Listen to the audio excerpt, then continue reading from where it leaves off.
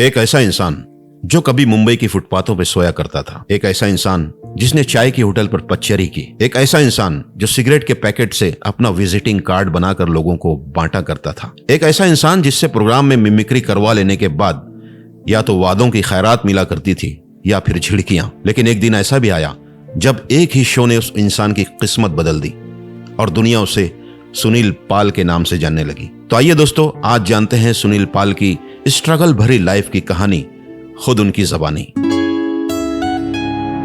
मेरा ऐसा मानना है कि जिसके अंदर नहीं है बचपना, उसका मुश्किल है बचपाना। गाने पे डांस किया था और मुझे फर्स्ट अवार्ड मिला था कटोरा, स्टील का कटोरा। अच्छा। तो पिताजी बोलते दूसरी फिल्म दिखाऊंगा तुझे, तो स्टॉल से बालकनी में लेके जाते थे।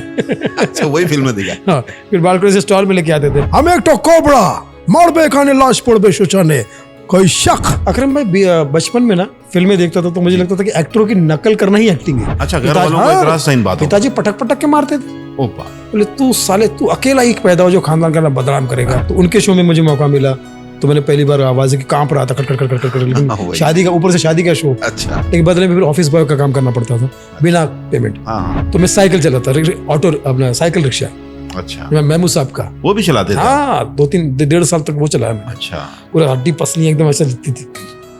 जो बची हुई सब्जियां घर पे लेके जाता था हफ्ते भर के लिए। 3 साल चाय की दुकान पे काम किया। सुनना, उसी पे रहना, केयर ऑफ नंबर, सामने से एक नंबर दिया था। वो शो जब होता था उसके 3 दिन बाद फोन करता था, एक ऑर्केस्ट्रा वाला का फोन आया था रे तेरे लिए। जितने हमारे उस स्ट्रगल के पीरियड के दोस्त थे जो बेचारे 4 आना 8 आना कमाते थे, कभी उसने मुझे खिला दिया, कभी उसने मुझे खिला दिया। तो मेरे पास कपड़े नहीं थे, एक हाथ गंदा कपड़ा पहन के स्कूल जाता था मैं। अगर वो आधी रोटी भी बच गई और झूठा चावल भी बच गया तो मैंने बोलता था फेंकना मत। तो मुझे क्रिएशन 2 ही चीजों से आती है, या तो गुरुदत्त की फिल्म देखे या तो गुरबत की फिल्म देखे। अच्छा, गुरबत में साला भूख बहुत लगता है, आप हर किसी से पूछते हो मुझसे, और आपको पता है कि मैं आपके बाजू में भूखा सो रहा। आपने मुझे कभी नहीं पूछा, बोले भाई तुमसे पूछूंगा तो तुम खा लोगे। सोनू निगम परिवार जी का भी मैं बहुत धन्यवाद करता हूँ, उस परिवार ने मुझे बहुत काम दिया। हमारा नाम है रतन नोरा, कॉफी विद खान के बिना हम हो अधूरा। सुनील भाई, बहुत बहुत शुक्रिया हमारे शो कॉफी विद खान में आने के लिए, और मेरी बहुत दिनों से ख्वाहिश थी कि भाई को मैं कभी ना कभी इनवाइट करूंगा, तो बहुत बहुत शुक्रिया, आपने अपना कीमती वक्त दिया भाई। अकरम भाई, मालेगा भी अकरम भाई, शो का नाम है कॉफी विद अकरम, पर मैं पी रहा हूँ चाय। अकरम भाई नहीं भाई, आप भूल रहे हो, उसमें कॉफी है। नहीं, चाय ब्लैक कॉफी। आप देखिए, मैं बताइए मत, खुल के मत बताइए, चाय पी रहा हूँ, ये मैसेज मोदी जी तक पहुंचना चाहिए। अच्छा। अगर हम चाय नहीं पियेंगे तो फिर हम बीच के ना घर के रहेंगे ना घाट के, एकदम मतलब कहीं के भी नहीं रहेंगे, समझ लो। तो सुनील भाई, सबसे पहले हम शुरू करते हैं आपके बचपन के दिनों के बारे में, कि आपका बचपन कैसा गुजरा, पेरेंट्स क्या किया करते थे, आपने कहाँ से लेकिन बचपन तो गुजरा ही नहीं अभी तक जी। बचपन तो गुजरा ही नहीं अभी तक। अच्छा, अभी चल ही रहा है, अभी भी बचपन। मेरा ऐसा मानना है कि जिसके अंदर नहीं है बचपना, उसका मुश्किल है बचपाना। अच्छा, अपना गांव कौन सा था सुनील भाई? मेरा गांव मुंह से मुरसा। अच्छा। वहां से मुंबई, मुंह से मुरसा, फिर मुंबई आया, मुंह से काम कर रहा हूँ और अपना मुकाम बना लिया है। तो ये ऐसा मुझे लग रहा है। मतलब कौन सी? चंद्रपुर डिस्ट्रिक्ट है ये, बल्लारशाह चंद्रपुर डिस्ट्रिक्ट है। ये आंध्र प्रदेश का बॉर्डर है। तो यू कैन सी कि मैं आप मुझे महाराष्ट्र भी समझ सकते हैं, आंध्र प्रदेश का भी ना को निविदा प्रेम होना दी। और अपने पेरेंट्स क्या करते थे?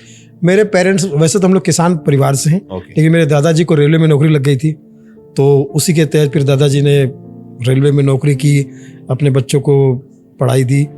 तो बड़े पिताजी तो डिफेंस फैक्ट्री में लगे भांदक भद्रावती में। अच्छा। और चंद्रपुर में बल्लारशाह में दादाजी रेलवे की नौकरी करते थे, तो उन्होंने फिर पिताजी को भी बुला ले, जो हम मुरसा छोटे से गांव में रहते थे, खेती बाड़ी करते थे, तो पिताजी को बुला ले। तो मैं भी छोटा सा, हम लोग पूरे परिवार के साथ में, माँ, मैं और मेरी 2 बहनें। घर में आप सबसे बड़े थे या? मैं सबसे बड़ा था। सबसे बड़ा था। तो बल्लारशाह में आ गए, नाम भी बल्लारशाह। उस शहर से मुझे इतना प्यार है, अच्छा, कि मुझे अगर आज भी कोई पूछे कि आपका फेवरेट डेस्टिनेशन कौन सा है, कहाँ घूमना पसंद करेंगे आप, तो मैं कहूँगा जितनी छुट्टी मिल जाए, मैं सिर्फ बल्लारशाह में, चंद्रपुर में, हिंगन घाट में। वर्धा डिस्ट्रिक्ट मेरे माँ का और चंद्रपुर डिस्ट्रिक्ट मेरे पिताजी का। पढ़ाई कहाँ तक हुई सुनील भाई अपनी? अब देखिए, पहले मतलब स्टार्टिंग से बताइए। जो पढ़ाई मेरी, जो मैंने 3-4 स्कूल बदले। वजह? पिताजी की रेलवे में ट्रांसफर होती थी। अच्छा अच्छा अच्छा अच्छा। तो पहली एक छोटा सा नर्सरी जिसे कहते हैं, मुरसा में गया था मैं अपने गांव में, 1 साल वहां रहा। उसके बाद फिर पहली से लेके 9वीं तक मेरी पढ़ाई जो है वो बल्लारशाह में हुई। पहली से 9वीं? हाँ, कमला नेहरू स्कूल में, भारत स्कूल में। और उसके बाद फिर मेरी जनता विद्यालय में, फिर उसके बाद मेरी पढ़ाई हिंगन घाट में हुई, 11वीं पास की। ओके। 12वीं नहीं कर पाया, तो मैं बड़े प्राउडली कहता हूँ मैं 12वीं फेल नहीं हूँ, मैं अभिषेक, मैं 12वीं फेल नहीं हूँ, कर नहीं पाया। कर नहीं पाया। एनीवे जोक्स अपार्ट, तो मैट्रिक पास कर ली थी, यही बड़ी बात है। 11वीं भी पास कर ली, लेकिन मैं मैट्रिक पास समझ सकता हूँ प्राउडली। तो बचपन में कैसे थे आप, मतलब बहुत शरारती थे या बहुत आज्ञाकारी थे? आज्ञाकारी भी था, शरारती भी था, लेकिन शरारत जो मेरी वो तो सिर्फ मेरे माँ को पता थी या एक दो ऐसे लोगों को, सबके सामने में करने के लिए हिम्मत नहीं होती थी मेरी। अच्छा। पिताजी का बहुत डर था, पिताजी मतलब कहीं थोड़े शिकायत strict ना थे? पहुंच जाए, क्योंकि तो स्कूल में भी मेरे एक दो दोस्तों को पता था मैं गाना भी गाता हूँ, मिमिक्री भी करता हूँ, डांस भी करता हूँ। डांस कॉम्पिटिशन में भाग भी लिया था मैंने। अच्छा। रेलवे का एक कॉम्पिटिशन था, उसमें मैंने भाग लिया। तो हिम्मत वाला फिल्म के गाने, जीतू साहब की फिल्म आई थी हाँ हाँ 1983 में, हाँ हाँ। तो उसका गाना था, लड़की नहीं है तू लकड़ी का खंबा है, बक बक मत कर नाक तेरा लंबा है। हाँ हाँ। इस गाने में जीतू साहब की गाने पे डांस किया था और मुझे फर्स्ट अवार्ड मिला था कटोरा, स्टील का कटोरा। अच्छा। तो ये जो चटोरा है, वो कटोरा इसका लेके पहला मुंबई आ गया। इनाम कटोरा है, जिससे इसने आप सबका प्यार बटोरा है। And still I am working. Very good. तो वहां से फिर शुरुआत हुई फिल्में देखने का शौक। तो सुनील भाई, ये शौक कैसे पैदा हुआ? सबसे पहले कि जैसे तो बचपना जो होता है, धीरे धीरे समझदार होता है आदमी, फिर एक शौक पैदा होना शुरू होता है कि एक्टिंग करना चाहिए या एक्टिंग अच्छी लगने लगती किसी की। तो ये शौक कैसे पैदा हुआ कि मुझे एक्टिंग करनी चाहिए? बचपन से फिल्में देखने का शौक था। अच्छा। पहले पिताजी के साथ सबसे पहले फिल्म देखी थी, मल्टी स्टारर फिल्म क्रांति, ओके। पर्दे पर देखी थी मैंने। तो कुछ देर के बाद पिताजी को और तंग करता था कि ये फिल्म नहीं कोई, चलो, तो पिताजी बोलते दूसरी फिल्म दिखाऊंगा तुझे, तो स्टॉल से बालकनी में लेके जाते थे। अच्छा, वही फिल्म में दिखा। हाँ, फिर बालकनी से स्टॉल में लेके आते थे। उनको मैं देखने नहीं दे रहा था पिक्चर, क्योंकि छोटा था मैं।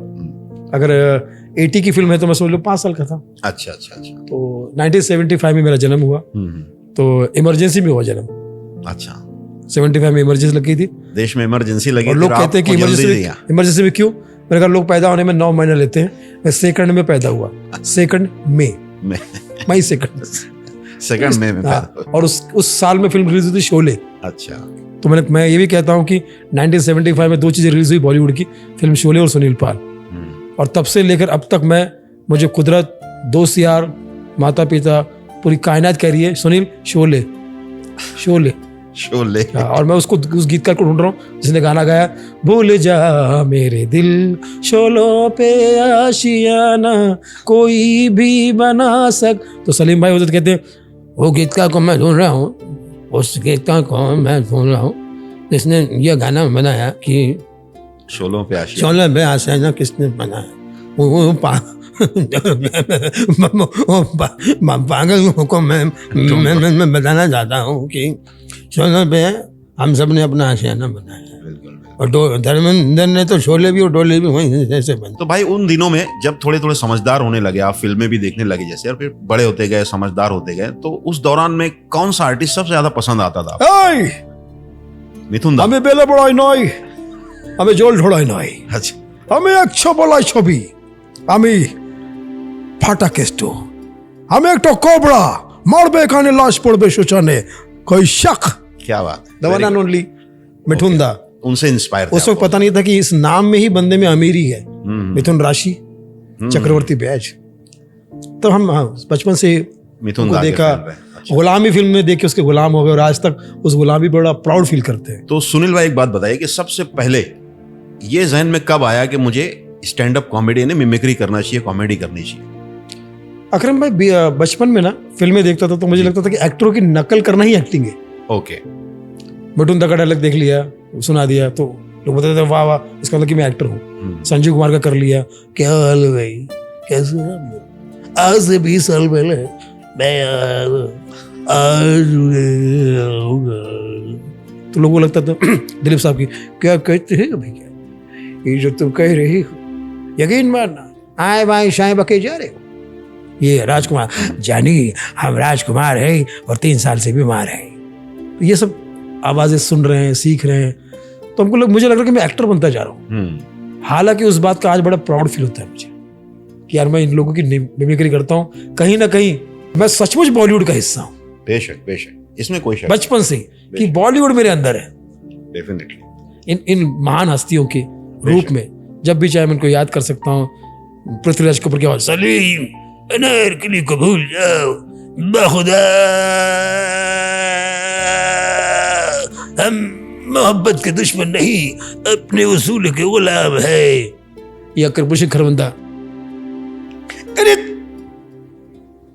तुम्हारी माँ और बहन मेरे कब्जे में है। मैंने कहा अपना कब्ज तो ठीक करो पहले, बाद में किसी कब्जे में करना। तो ये इस टाइप की बातें आती जाती है। तो वहां से लगा कि मैं कॉमेडी करना। फिल्में देखिए, फिल्मों के चक्कर में क्या होता था कि मैं पढ़ाई कम करता था इस विषय में, और पता नहीं था कि क्या होगा कैसे। गांव में, छोटे गांव में मिमिक्री शब्द भी नहीं पता, बिल्कुल बिल्कुल, कहाँ जाऊंगा कैसे करूंगा, इसका कुछ होना है कि नहीं। लेकिन मुझे मेरा पूरा जीवन इसमें अपने आप को, मतलब 24 घंटे फुल टाइम जॉब मेरा ये था कि कहीं भी खड़े होकर आवाज़ सुना देना, किसी की कोई माइक मिल गया कहीं शादी वादी में, कहीं कुछ मिल गया तो वहाँ कर दिया। लोग भी चढ़ाते थे, अच्छा करता है यार तू, लेकिन उनको, मुझे नहीं पता था कि क्या हो रहा है। लेकिन फिल्मों से प्यार हो गया था। Dilip talkies, Shri talkies, Subhash talkies, Ballarshah में 3 टॉकीज थी। वो तीनों ब्रह्मा विष्णु महेश थे मेरे लिए। मैं समझता था पोस्टर देख के, मैं मिठुंदा का फोटो तो ऐसे ही पॉज कर रहा हूँ, बच्चन साहब का तो ऐसे ही कर रहा हूँ। तो वो सब एक था, पता नहीं क्या था, परमात्मा करवाया जा रहा। घर वाले नफरत कर रहे, नाराज हो रहे। अच्छा, घर वालों को इतराज साइन बात हो। पिताजी पटक पटक के मारते थे। बोले तू साले, तू अकेला ही पैदा हो जो खानदान का बदनाम करेगा। चौकों में ये सब ये छिछोरी हरकतें करते फिरता है, तो भांडपन कर रहा उसको, हाँ, वो पिताजी को उल्टा भड़काते थे। अच्छा, ये क्या कर रहा है तेरा बेटा शंकर, समझा इसके, तेरा बेटा बन के रह जाएगा कंकर। मैंने कहा मुझे भी नहीं पता था कि तुम, हाँ, बस एक जुनून था करना है। तो वो था कि परमात्मा जिससे, मतलब कुछ ना कुछ रास्ता होता है, यू नेवर नो कि क्या होने वाला है, चुन लेता। तो शो हुआ। फिर छोटे छोटे ऑर्केस्ट्रा में, नागपुर में ओपी सिंह ऑर्केस्ट्रा में करता था। ऐसा कौन सा शो हुआ सुनील भाई, फर्स्ट टाइम की आपको एक ऑफर मिला कि भाई आपको स्टेज पे परफॉर्म करना है, और अच्छा शो था जिसमें पैसा भी मिला आपको? हिंगन घाट में जब मेरे हम लोग एक नया, मैं 11वीं 12वीं में था, तो उस वक्त मुझे टोनी और रेटर ऑर्केस्ट्रा का पता चला। वहाँ पे छोटा सा ऑर्केस्ट्रा था। फिर वहाँ हमारे दिनेश हरबुड़े और सब लोग मिलके शो करते थे, संजय वानखेड़े और सब मिलके। तो उनके शो में मुझे मौका मिला, तो मैंने पहली बार आवाज की कांप रहा था, कट कट कट। लेकिन शादी का, ऊपर से शादी का शो। अच्छा, टाइम ये मैं 90 की बात कर रहा हूँ, 1990 या 91 की बात कर रहा हूँ। कांप रहा हूँ तो, लेकिन जैसे तैसे थोड़ा किया, क्योंकि मैं ही था, आपको दूसरा था नहीं। तो करते करते लोगों ने पसंद किया, थोड़ा बहुत जो भी ताली बजी, तो मुझे एक कॉन्फिडेंस मिला। और उसके बाद मैं उनके ऑर्केस्ट्रा में छोटे छोटे एक 8-10 शो। पेमेंट भी मिला करता था उस वक्त आपको? 20 रुपए 25 रुपए दे दिया। अच्छा, उस टाइम के हिसाब से वो ऐसे भी काफी था, मतलब 20-25, मतलब उसके सब, तो आज के समझ लो कि आप 1000 रुपए पकड़ लो, 500 तो पकड़े ही लो कम से कम। ठीक है। अच्छा, उस टाइम में जो चीजें, 4 आना चलता था वो टाइम में। बिल्कुल। 1.25 रुपए तो फिल्म का टिकट था। जैसे कोई, और मुझे लगता था जैसे कोई मैं बहुत बड़ी पूजा करने जा रहा हूँ, 1.25 रुपए दक्षिणा दे रहा हूँ। वहां से ये शुरू हुआ। फिर उसके बाद मुझे थोड़ा सा ज्ञान हुआ, तो मुझे लगा यार अगर इसमें करियर बनाना तो नागपुर चले जाओ। अच्छा, नागपुर चला गया, तो वहाँ ओपी सिंह ऑर्केस्ट्रा में काम किया। ओके। तो वहाँ पर हमेशा शो नहीं मिलते थे, क्योंकि उनके ऑफिस में भी रहना है। अरुण हिवराड़े के घर पे रहता था मेरे दोस्त के पास में, जिसने मुझे मिलाया था वहाँ पे। लेकिन घर बहुत छोटा था और परिवार बहुत बड़ा था उनका। बेचारे बोलते नहीं थे, लेकिन मुझे लगा यार, तो उससे अच्छा मुझे ऑफिस लगा कि ऑफिस में सो रहे हैं, ऑफिस। लेकिन बदले में फिर ऑफिस बॉय का काम करना पड़ता था बिना पेमेंट। मतलब आप यहाँ रहो, वही उसका किराया समझ लो। फिर वो ऑर्केस्ट्रा में भी जो बैक स्टेज करना पड़ता था, सेम पेमेंट में। पेमेंट आपको सिर्फ परफॉर्मेंस का मिलेगा। ओके। वहाँ झुमका भाकर केंद्र था, वहाँ पे से खाना खाना। और फ्री टाइम में घर का भी थोड़ा सा मुझे ध्यान देना पड़ता था। तो ये शोज वगैरह से ऑफ सीजन में जमता नहीं था, तो मैं साइकिल चलाता, ऑटो, अपना साइकिल रिक्शा। अच्छा, महमूद साहब का वो भी चलाते थे? हाँ, 2-3-1.5 साल तक वो चलाया मैंने। अच्छा, पूरा हड्डी पसली एकदम ऐसा दिखती थी, पूरा उस टाइप का। हाँ, लेकिन मैं कहता हूँ कि ये सारी चीजें मेरे लिए गुरु साबित हुआ। मैं कहता हूँ कि इसको मैं प्राउडली, मुझे लगता कि आई लव दैट टाइम। उस पीरियड ने मुझे ना जिंदगी सिखाया, मजा आया। मतलब उस, मैं कहता हूँ ना, मैं अभी भी मेरा डेस्टिनेशन जो फेवरेट है मेरा गाँव। मैं जाता हूँ वहाँ पे घंटों बैठो। मैं उस स्कूल में जाता हूँ जहाँ पढ़ता था। आज तो थोड़ी बहुत डेवलप भी होगी स्कूल, लेकिन वहाँ घंटों बैठ के मैं देखता था, वो देखो मैं वहाँ बैठा हूँ, वहाँ बात कर रहा हूँ, उस क्लास में जा रहा हूँ, वो सब दृश्य देखता हूँ और एक फ्लैशबैक में जाता हूँ। तो मैं नॉस्टैल्जिया वाला बंदा हूँ। मेरे अंदर से आज भी धर्मेंद्र, जितेंद्र, राजेश खन्ना निकले नहीं है, और निकले भी नहीं कभी निकले। मिठुंदा, इंटरेस्टिंग स्टोरी। मतलब बोले तो आपने इतनी मेहनत की है भाई यहाँ तक पहुँचने के लिए, जो भी उस दौर में। तो भाई फिर मुंबई में आने का कब आपने सोचा और कौन से साल मुंबई में आप एंट्री किया? वहाँ जब मैं काम कर रहा था तो मेरे अकरम भाई खर्चे इस थे क्योंकि परिवार थोड़ा सा मुझे उम्मीद कर रहा था मुझसे। डेफिनेटली। पिताजी क्या थे कि उनका किंग सर्कल था। क्या कर रहे हैं हम पढ़ के, अच्छा, काम कर कुछ जाके। तो उस टाइम में मैं आठवड़ी बाजार में सब्जी की दुकान में असिस्टेंट लग जाता था, जो बची हुई सब्जियां घर पे लेके जाता था हफ्ते भर के लिए। फिर कबाड़ी का काम भी करता था, फिर कड़िया का काम भी करता था। मेहनत बहुत हो रही थी लेकिन घर का खर्चा बहुत वो पूरा नहीं हो पा रहा था। फिर ऑर्केस्ट्रा में आया तो यहाँ भी मुझे ख्याल तो था कि मुझे अपना काम करना, लेकिन घर में परिवार में 2 बहनें हैं, माँ है और गुर्बत का वातावरण, ये मुझे पता था। तो मैंने कहा, तो फिर जैसे मैंने रिक्शा चलाता था तो ओमी सिंह मेरा ऑर्केस्ट्रा का दोस्त था वहाँ पे, जो कि अच्छा अनाउंसर था और मिमिक्री आर्टिस्ट भी था। उसने मुझे एक अच्छी राय दी, बोले बेटा देख, तू यहाँ जितनी मेहनत कर रहा है इतनी ही मेहनत बॉम्बे में करेगा ना तो हो सकता है 1-2 साल में तुझे अच्छा काम मिलने लगे और कुछ तेरी जिंदगी बन जाए। यहाँ तू काम कर रहा है, मेहनत कर रहा है, बहुत कर रहा है, मुझे पता चल रहा है, भूख मरी, बीमार भी पड़ता था और सब, लेकिन तुझे यहाँ पे देखभाल करने वाला कोई नहीं है। और अगर तू 10 साल भी यही कर लेगा तो ज्यादा क्या होगा, आज तुझे 100 रुपये मिलते हैं, कल 200 मिलेंगे, ग्रोथ नहीं है, फ्यूचर नहीं। As a Sunil Pal, as a comedian, as an artist, और वो बनना भी चाहता था मैं, तेरा गोल क्या है, मतलब फिल्मों में, तो फिर बॉम्बे आज ही चला जाए। तो उसने मुझे 100-150 रुपये जेब में डाल दिए। कौन सा साल था भाई? मैं यहाँ पे 95 में आया था। 95 में मुंबई आ गए। उसने मुझे पैसे दिए और मैं बिना टिकट मोर्चे में, अच्छा, डॉक्टर भीमराव, परम पूज्य डॉक्टर भीमराव अम्बेडकर साहब का जो और मोर्चा आंदोलन था, कोई मोर्चा रहा होगा, भीमराव जय भीम करते करते जय भीम, मतलब भीमराव जी ने यही कहा था, आगे बढ़ो, पढ़ाई करो और आगे बढ़ो। मैंने कहा आगे बढ़े तो और उस तरह से यहाँ पहुंच गया और 1994 लेकिन पहुंच तो गया, लेकिन मिठुन दा का एड्रेस मायापुरी से लेके आया था। अच्छा, हाँ, ZA जोहर की मायापुरी, तो ZA मेरे लिए A to Z साबित हुआ कि एड्रेस लेके आ गया, लेकिन करूँ क्या, मिठुन दा तो मिले नहीं क्योंकि वो तो ऊटी में शिफ्ट हो गए थे वो टाइम में। तो चलते चलते सांताक्रूज में चाय की दुकान पे आया, तो सांताक्रूज वेस्ट में शमशान के पास चाय की दुकान पे, वहां मैंने ठिया डाल दिया कि अब यहीं रहना है, कुछ करना है। कहाँ पे बोले, कहाँ पे? सांताक्रूज वेस्ट में। अच्छा, शमशान भूमि के सामने। वो एक ऐसा एरिया जहाँ पे हिंदू शमशान भूमि भी है, मुस्लिम कब्रिस्तान भी है और क्रिश्चियन सिमेंट्री भी है। ओके, वो एक ऐसा एक ही एरिया है। हाँ, बिल्कुल, सांताक्रूज वेस्ट, बिल्कुल। और उसी बीच में मैं रहता था। तो वहाँ घर झोपड़ा वगैरह ले लिया था किराए पे? अच्छा। नहीं, और शुरू में नहीं, पहले तो चाय की दुकान पे। अच्छा, 3 साल चाय की दुकान पे काम किया, सुनना, उसी पे रहना। केयर ऑफ नंबर सामने से एक नंबर दिया था, वो शो जब होता था उसके 3 दिन बाद फोन करता था, एक ऑर्केस्ट्रा वाला का फोन आया था रे तेरे लिए 3 दिन पहले। तो मैंने, यार आप केयर ऑफ नंबर है, हाँ तो तेरा केयर ऑफ तो रखा है हमने, तेरा केयर ऑफ रखा है हमने। अच्छा, वो पूरा केयर ऑफ रखा था उन्होंने, देती नहीं थी पूरी, मतलब वो शो हो जाता था उसके बाद फोन आता बड़े बुरे हाल। लेकिन वो शुक्र है कि चलो चाय की दुकान पे काम करना, और वहां पे जितने ग्राहक आते थे वो मेरे गुरु थे। ओके, कोई सिंधी आदमी आ गया, कोई स्ट्रगलर आ गया, कोई टपूरी है, चले चल चल चल कटिंग दे, तो वहां पे भी ऐसा बरकत चालू रहती है। हाँ, वहां से सीखते थे, इसकी नकल देख के इसका सुन के उसको सुनाया, उसका देख के इसको सुनाया। अच्छा, बाद में उन लोग आपस में बोलते थे तेरी नकल करते थे। अच्छा, लेकिन फिर वो बड़े दिल के लोग उन्होंने हमेशा। तो फिर धीरे धीरे जब काम ऑर्केस्ट्रा में मिलने लगा, भाई जैसे उस वक्त, मतलब जैसे होटल पे भी आपने से काम किया बता रहे, तो वहाँ कितने साल वहां पर रहे, होटल पे कितने साल रहे आप? 3 साल रहा, और बाजू का एक जंबो होटल था, वहाँ हम लोग सब स्ट्रगलर का अड्डा बैठता था। अच्छा, मैं भाभी जी घर पे एक मनोज संतोषी राइटर, वो वहीं पे शुरुआत की। राजा हसन छोटा सिंगर जो है, सिंगर पहले छोटा था वो, उस एज में छोटा था वो भी, उसका परिवार भी वहीं पे। उस तरह आर्टिस्टों के परिवार बहुत रहते थे, ढोलक प्लेयर, तबला प्लेयर। फिर उसी एरिया में देव कोहली जी रहते थे, नए नए वो स्टैब्लिश होते, हम आपके कौन से, जी, तो वो भी आके बैठते थे वहाँ पे हमारे साथ, लेकिन ज्यादा नहीं बैठते थे, वो स्टैब्लिश आदमी थे, लेकिन हमको दिख रहा ये तो ये वही बंदा है वो। फिर क्राइम पेट्रोल में मृत्युंजय झा मेरा दोस्त है, उसने 150 एपिसोड, तो वो भी वहाँ। तो ऐसी हमारी शुरुआत हुई। ओके, वहाँ से। और अब अभी काफी लोग मिलते रहते हैं। शोज मिलने की शुरुआत कैसे हुई वहां से?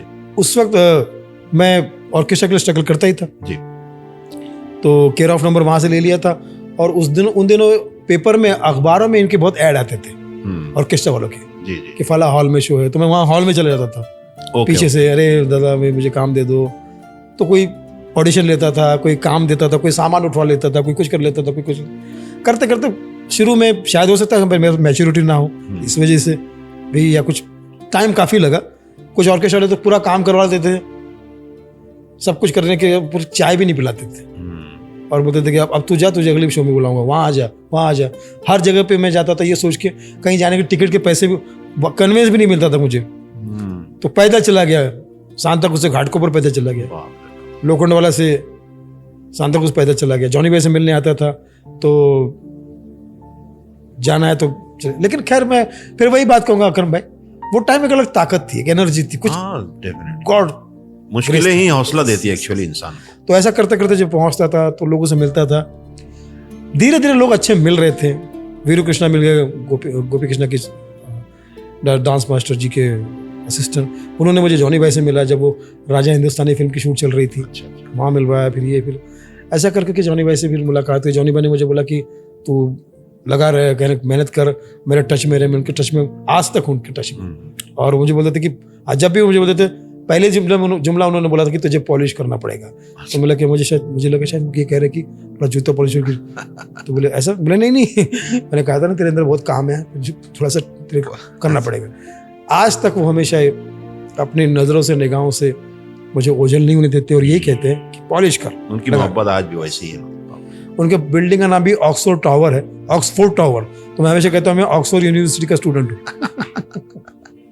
तो सुनील भाई, जैसे मुंबई में आने के बाद सबसे ज्यादा कौन सा इंसान आपके लिए मददगार साबित हुआ या जिसे आप अपना गुरु मानते हो? एक तो जॉनी लीवर परिवार है जिसमें जिमी भाई हैं और तमाम लोग हैं, बहुत उस परिवार ने बहुत संभाला।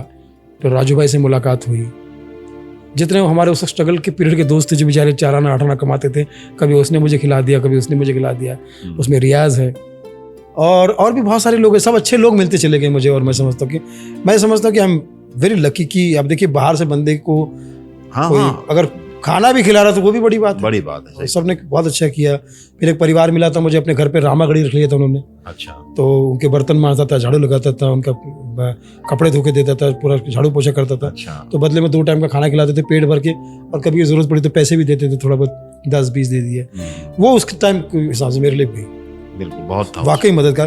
तो आज भी कभी कभी मिलते तो मेरा नतमस्तक प्रणाम है उनको कि भैया आपने उस समय मुझे संभाला, वो एहसान कभी उतारा नहीं किसी भी चीज से। डेफिनेटली। तो सुनील भाई, जैसे स्ट्रगल के दिन जब थे आपके, तो उन दिनों का कोई ऐसी बात, ऐसा दिन, ऐसा वाकया जो आप आज तक नहीं भूल पाते हो? बहुत सारे किस्से हैं, बहुत सारे हैं किस्से, पर सुनाए किस्से कौन सुनेगा? हम सुनेंगे, आप सुनाइए। देखिए, रोटी कपड़ा मकान जी, ये तीनों ही चीजें आसान नहीं थी। काम करने में, मेहनत करने के बाद में मुश्किल से रोटी मिलती थी, कपड़ा मुश्किल से मिलता था। एक मुझे याद है, मेरी माँ पे आज भी माफी मांगता हूँ कभी कभी। वो बेचारी मुझे बोली कि ये ले सुनील, ये 150 रुपए है, जाकर राशन लेके आ। मुश्किल से कुछ पैसे का जुगाड़ हुआ था यही मुंबई में, गांव। अच्छा। एक गांव का याद है, फिर शहर के भी सुनाऊंगा। तो मेरे पास कपड़े नहीं थे, एक हाथ गंदा कपड़ा पहन के स्कूल जाता था मैं। स्कूल का ड्रेस था, लेकिन वही एक ही ड्रेस फट गया था 2-3 जगह से।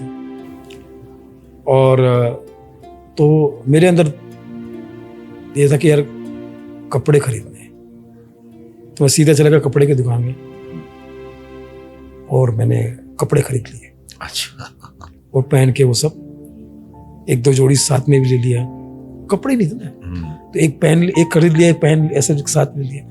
तो माँ बोली राशन का है, मतलब वो कपड़े ले लिए मैंने। तो बेचारी को फूट फूट के रोने लगी। बोले अरे कपड़े के बिना तो तू जिंदा भी रह सकता था, राशन तूने नहीं लाया, फला नहीं लाया। बोला माँ पता नहीं, मुझे सब चिढ़ाते हैं ना तो वो शर्मिंदगी होती है, ये होती, तो मुझे लेना पड़ा। तो बेचारी ने गुस्सा दिखाया, जो भी माँ जैसी। हाँ बिल्कुल। लेकिन आज भी मुझे लगता है कि यार पता नहीं वो क्या सोच रही थी, मैंने क्या। लेकिन तो वही कह रहा हूँ कि रोटी कपड़ा मकान आसान नहीं थे, आसान नहीं होता है। कोई और था नहीं। गुर्बत में तो कोई रिश्तेदार होता नहीं, आपको पता ही है। सब रिश्तेदार होते थे भैया, मिलते नहीं थे। और यहाँ तो भैया ऐसा है कि चाय की दुकान पे काम करता था, तो वहाँ का जो खाना बचा हुआ शाम को वो लोग वड़ा पाव वगैरह बेचते थे, तो बोलते थे अभी नहीं, जब बचेगा तो तुझे देता हूँ, ठीक है। फिर जैसे मैंने कहा रामागढ़ी में काम करता था, तो वहाँ टिफिन आता था, वो लोग बेचारे खाते थे, जो बच गया अगर वो आधी रोटी भी बच गई और झूठा चावल भी बच गया तो मैंने बोलता था फेंकना मत, मुझे दे। सही है। पता नहीं कौन से गुणी आदमी का झूठा खाना मैंने खा लिया, अच्छा, जिसकी झूठन मेरे अंदर आज आ गई। और मैं समझता हूँ कि उसी झूठन की वजह से जो भी मेरे अंदर थोड़ा बहुत भी अगर काम है वो किसी गुणी आदमी का झूठन है। हो सकता है वो जॉनी भाई हो सकता है वो कोई भी हो, लेकिन मैं धन्यवाद करना चाहूंगा जिसने कुछ भी अगर एक नजर भी मेरे तरफ प्यार से देखा हो, उनका धन्यवाद, शुक्रिया। मोबाइल नहीं था वो टाइम में, पेजर नहीं था, केयर ऑफ नंबर था, कैसे कैसे भाग भाग के, तो मैनुअली बहुत चीजें करनी पड़ती थी। कार्ड मुझे बोले किसी ने मुझे बोला कि कार्ड, उन दिनों विजिटिंग कार्ड का ये मेरा कार्ड रखिए।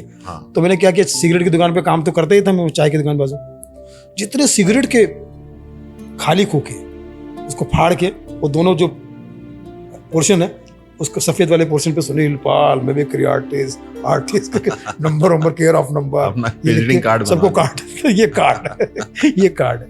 तो ऐसे बहुत सारी चीजें, क्या बात है। मैं समझता हूँ कि यार क्रिएशन जो है ना वो सचमुच एक गुर्बत से बहुत आती है। क्रिएशन दो ही चीजों से आती है, या तो गुरुदत्त की फिल्म देखे या तो गुर्बत की फिल्म देखे। तो मुझे ऐसा लगता है कि मुश्किल, तो ये सारे दौर, इसमें बहुत सारे किस्से हैं कि एक मेरा बाजू में मूची शब्द इस्तेमाल करना ठीक रहेगा कि नहीं पता नहीं। हाँ, मूची बोल सकते। वो बिल्कुल फुटपाथ पे, क्योंकि मोची को फुटपाथ पे या कहीं पर भी दुकान लगाने की पूरी इजाजत है, उसको नहीं हटा सकते, उनका संवैधानिक अधिकार है उनका। सही है। तो वो बेचारा कभी मटन बना लिया, कभी दाल बना लिया, और बड़ी खुशबू आती थी, मैं फुटपाथ पे सो रहा हूँ वही वड़ा वगैरह खा के। अच्छा, गुर्बत में साला भूख बहुत लगती है, ये बात आप खाना कितनी बार खा लो, सही है, लेकिन जब तक ढंग का और मजेदार वैसा ना मिले, जैसे घर पे बनता था, फला बनता था, क्योंकि रूटीन नहीं है ना। आज वड़ा पाव मिल गया तो कल मान लो पूरी भाजी मिल गई, परसों कुछ भी नहीं मिला, ऐसा सोए हुए हैं और उधर खुशबू आ रही है, और वो खाना बनाकर बढ़िया तरीके से अकेला, और हर आने जाने वाले से कहता था कि अरे भैया आओ, सेठ जी खाना खाओ, आओ भैया खाना खाओ, ओ भाजी आओ खाना खाओ। तो मैंने एक दिन पूछ लिया, भैया जी आप हर किसी से पूछते हो, मुझसे और आपको पता है कि मैं आपके बाजू में भूखा सो रहा हूँ, आपने मुझे कभी नहीं पूछा। बोले भाई तुमसे पूछूंगा तो तुम खा लोगे, ये नहीं खाएंगे, इसलिए उनसे पूछता हूँ। बाद में फिर एक दिन कहीं मिला हुआ बेचारा, वो भूल गया तू साले, हमारे बाजू में सोता था, भूल गया तू, बहुत बड़ा स्टार बन रहा है, भूल गया हमको, पहचान नहीं, ये भिखमंगे को हम देखे थे फुटपाथ पे सोता था, हमका भूल गया बेटवा। मैंने कहा मैं कुछ नहीं भूला, इसलिए तुझे पहचान नहीं पा रहा हूँ। अच्छा, अगर सब भूल गया होता तो शायद तुझे पहचान लेता। मजाक मस्ती में बोला जी, गॉड ब्लेस यू। तो सुनील भाई भी सबसे पहले बताइए, लाफ्टर चैलेंज, इसमें एंट्री का कैसे क्या पूरा वो मामला था, जरा उसको। देखिए 10 साल से मैं बॉम्बे में रह रहा था जी, 95 में आ गया था मैं, और 2005 में लाफ्टर चले जाए। ओके, जिसमें 3 साल फुटपाथ पे रहा और 6-7 साल से, लेकिन उसके पहले बहुत काम करने का मौका मिला मुझे। 99 से मेरी काम की जर्नी जो है थोड़ा सा स्पीड पकड़ने लगी। ओके, धमाल नंबर 1 डीडी मीटर पे जो शो आता था वो 99 में आता था, आकाश जैन जी का। तो उस वजह से क्योंकि डीडी मेट्रो पे आता था, गांव-गांव में सब लोग ने देख लिया था, तो मेरे घर परिवार वाले तो तृप्त हो गए थे कि चलो कुछ कर रहा है, 3-4 साल से कुछ कर रहा है बॉम्बे में, लेकिन उसका हुआ कुछ। Okay okay. फिर मुझे मोरानीज भी मिले जो मुझे वर्ल्ड टूर लेकर गए, सोनू निगम साहब, सोनू निगम का जी का टूर मिला मुझे, उस परिवार ने मुझे, सोनू निगम परिवार जी का भी मैं बहुत धन्यवाद करता हूँ, उस परिवार ने मुझे बहुत काम दिया।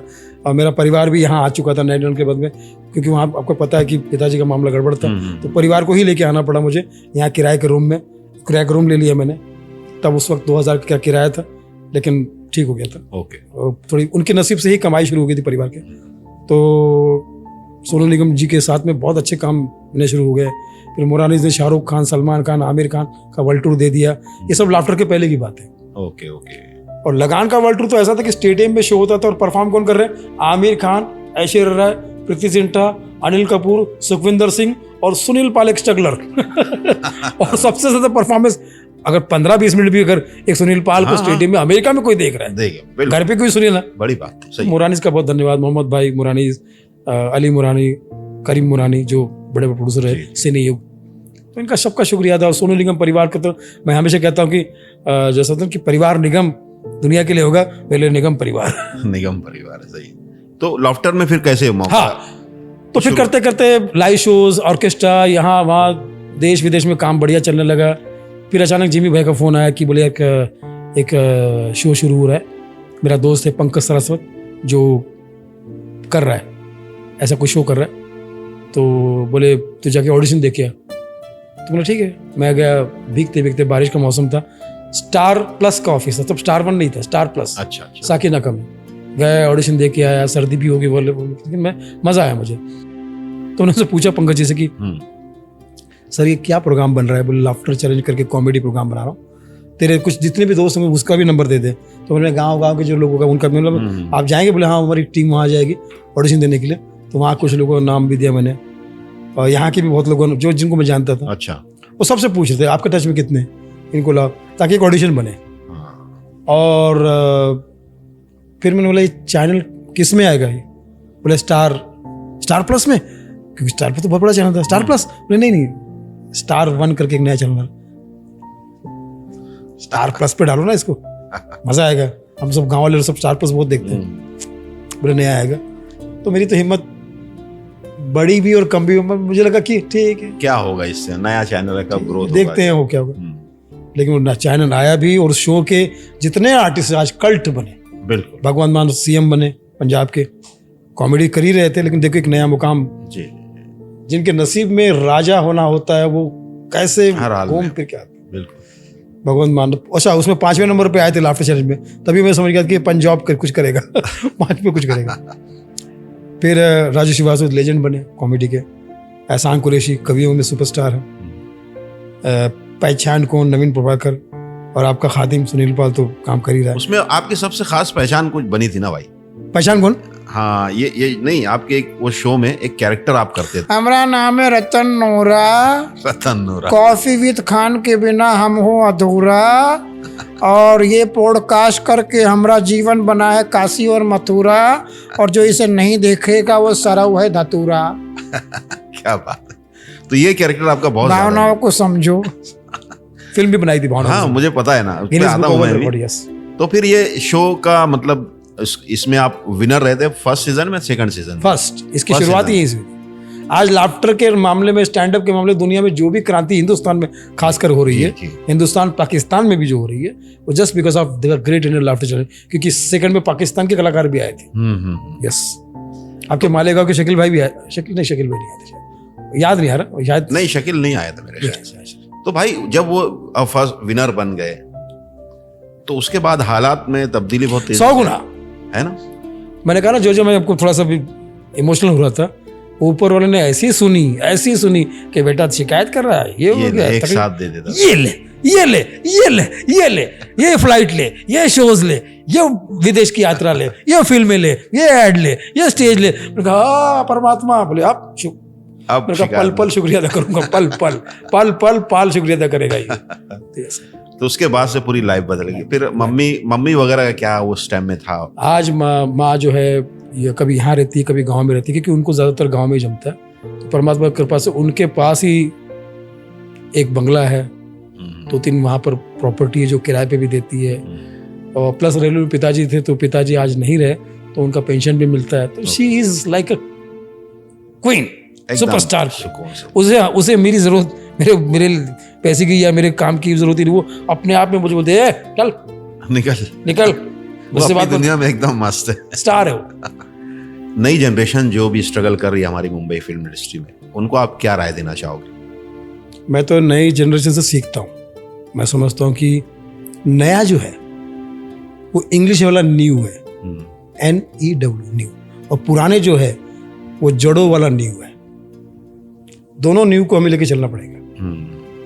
पुरानी जो है जड़ें हैं वो न्यू, उसके ऊपर खड़े हम लोग, और नया जो है न्यू। तो एक पेड़, अगर हम अपने को पेड़ समझना नहीं चाहिए, अगर समझे एक तो पेड़ के लिए जड़ें भी बहुत जरूरी है, उसके बिना पेड़ नहीं है, और हरे हरे पत्ते भी जरूरी है, उसके बिना उसकी खूबसूरती नहीं। तो ये नए के जो कलाकार आ रहे हैं, जो स्पेशली बहुत मेहनत कर रहे हैं, कोई कपिल के शो में दिख जाता है, कोई फला जगह दिख जाता है, कोई यूट्यूब पे कोई अच्छा कुछ करते दिख जाता है, तो मैं सीखता हूँ उनसे, मैं उनको गुरु मानता हूँ। तो इनको आगे बढ़ने के लिए आप क्या राय दोगे नए कलाकार? जो बहुत असल में वो जो टेक्निक, हाँ आज का ज़माना टेक्नोलॉजी का ज़माना है। अब आप देखिए पॉडकास्ट आ गए, पहले एक ज़माने में इंटरव्यू हुआ करते थे, तो टेक्नोलॉजी आगे बढ़ती जाएगी और वो युवाओं के हाथ में ज़्यादा सुशोभित भी होती है और वो ज़्यादा जानते भी है। तो सही कर रहे हो, मेरी राय है, अगर राय करूँ तो वो सही कर रहे, टेक्नोलॉजी से जुड़े रहिए। टेक्नोलॉजी आज के ज़माने में बहुत काम करने वाली है। अब तो AI भी आ गया। बेशक। अगर हम जैसे आदमी से AI का मतलब पूछेंगे तो बोलेंगे America India AI, air India AI, हम लोग ये समझेंगे। लेकिन सच ये है कि AI का मतलब जो है वो आर्टिफिशियल इंटेलिजेंस है और मेरा इंटेलिजेंस आर्टिफिशियल नहीं है, रियल। सुनील भाई बहुत बहुत शुक्रिया, आप हमारे शो कॉफ़ी विद खान में आए और मुझे उम्मीद है कि आपने जो लाइफ में इतना स्ट्रगल किया और ये मुकाम तक पहुंचे, यकीनन आपकी कहानी से हमारी नई जनरेशन, नई पीढ़ी जो जिंदगी में कुछ करना चाहती है, बहुत कुछ उनको सीखने के लिए मिलेगा। कॉफ़ी विद खान का धन्यवाद करते हुए मैं सलीम साहब की आवाज़ में यही कहूँगा जी, हम लोगों का जो ये पॉडकास्ट है बहुत बहुत अच्छा है और इसमें आप अच्छा काम भी अच्छा करते हैं और एक दिन सलमान को भी बुलाइए और सोहेल को भी बुलाइए और जो सबको, क्योंकि खान का है ना, तो सलमान खान भी आए, शाहरुख खान भी, और सलीम खान को भी बुलाइए और सुनील पाल की जो एक आने वाली फिल्म है कॉफ़ी विद अलोन, ये जो कॉफ़ी विद अलोन सुनील पाल की, उसको भी देखिए और आशीर्वाद दीजिए आपका। और मैं आपकी भी देखने वालों को कहूँगा सुनील पाल के अंदाज में आप सब जियो हज़ारों साल, यही तहे दिल से दुआ तेरा सलीम खान और Sunil Pal. Love you all. Thank you so much भाई, बहुत बहुत शुक्रिया।